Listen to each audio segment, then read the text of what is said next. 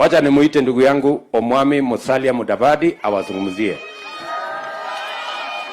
Si huyo Omwami Musalia Mudavadi ndio Prime Cabinet Secretary yetu? Ndiye anasukuma gurudumu ya serikali. Si mimi niliwaahidi tutasimama pamoja. Lakini hamkuniamini. Imani yenu. Lakini sasa mmeniamini. Tutatembea pamoja. Thank you very much. Wapi Omwami? Niko hapa. Asante. Kumbe kuna jamaa.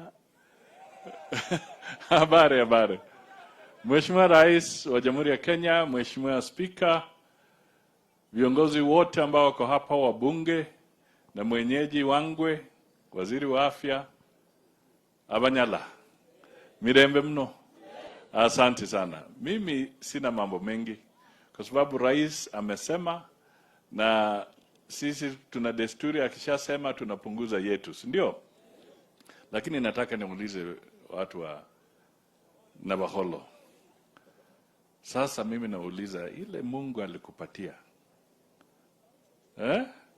ile ya Mwenyezi Mungu alikupatia, ile hapa, si ndio? Si kila mtu iko nayo. Alafu kuna ile ya kitabu, si ndio?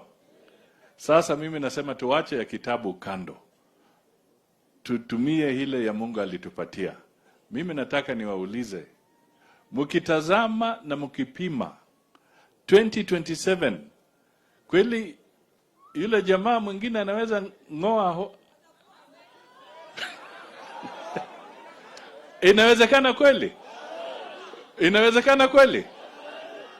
Kwa hivyo ombi langu ni hili tu kwa watu wa Navaholo. Tuache kubahatisha.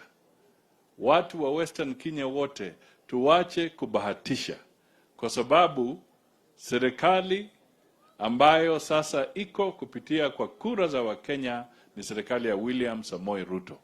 Na vile anaendelea ushukani, vile anatembea katika Kenya hii, mimi nataka niwaambie itakuwa vigumu kwamba yule jamaa mwingine afikirie atamngoa huyu. Kwa hivyo tusibahatishe, tuanze kufanya kazi pamoja na yeye, vile Wangwe ameamuriwa na nyinyi kwamba ashikane na rais wa Jamhuri ya Kenya, tufanye kazi pamoja. Hapo ndio ombi letu, sina mengine. Muhurire. Na mnakubaliana na hiyo? Hebu nione kwa mkono. Asante sana. Sasa wacha mimi nimwalike ndugu yangu Papa wa Roma Weta.